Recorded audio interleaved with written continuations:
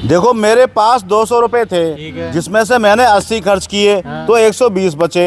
120 में से मैंने 60 खर्च कर दिए, तो 60 बचे।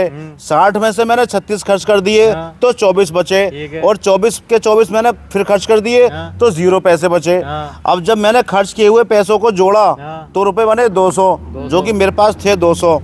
और जो मेरे पास बचे हुए पैसे थे हर बार सामान लेने के बाद, जब मैंने उनको जोड़ा तो ये बने 204।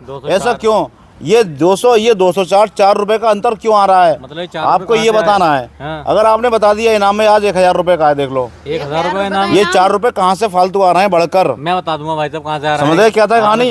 200 रुपए थे, ठीक है। 80 का सामान लिया 120 बचे, 60 का सामान लिया 60 बचे, 36 का सामान लिया 24 बचे, 24 का ले लिया 0 बचे। रुपए बने 200, इधर बने 204। ये 4 रुपए फालतू कहाँ से आए? 4 रुपए फालतू कहाँ से आए बताओ, और इनाम पाओ 1000 रुपए का। तुमने जो सामान लिया है ना, जो सामान लिया है उस पे 4 रुपए का कूपन होगा।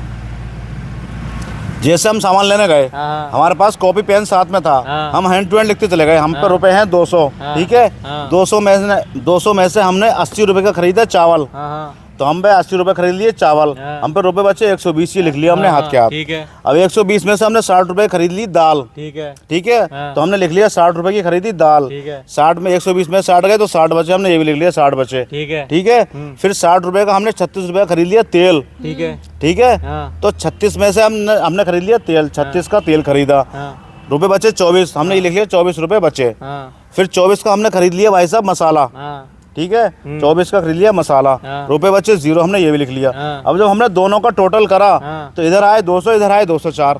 ये अंतर क्यों आ रहा है? कूपन तो कोई था ही नहीं, सब कुछ लिखित में था भाई साहब। अच्छा। जो मैंने आपके सामने बोर्ड पर लिख के दिखाया है, ऐसी मैंने कॉपी में लिखा। अच्छा। अब आप बताओ ये अंतर क्यों आ रहा है 4 रुपए का? तो भाई साहब ये बच्चा बता देगा, तो ये तो मेरा जमाना था। तुम देखो भाई साहब मैं बताऊँ 4 रुपए का अंतर। हाँ बताओ बेटा, आप बताओ। जब तुमने भाई साहब घर से चले ना, हाँ, तो भाई साहब 4 रुपए तुम्हारी जेब में ही है। ओहो, ये राज है भाई। आप समझ नहीं पा रहे। हाँ। मेरे पास 200 का नोट था एक, और मेरे पास कॉपी थी। मैंने जो भी सामान लिया जितने का वो पैसे लिखे, और जो पैसे बचे वो भी लिखे। तो मेरे जेब में फालतू कहाँ से आ गए?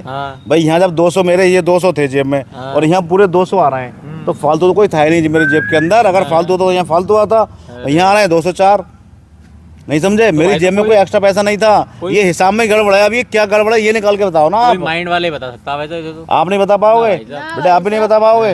अरे यार 1000 रुपए आपको मिल जाते हैं आज इनाम के। यार भाई साहब लाए तुम्हें ऐसी चीज़ हो। चलिए कोई बात नहीं, आपको नहीं पता तो ठीक है। ठीक है।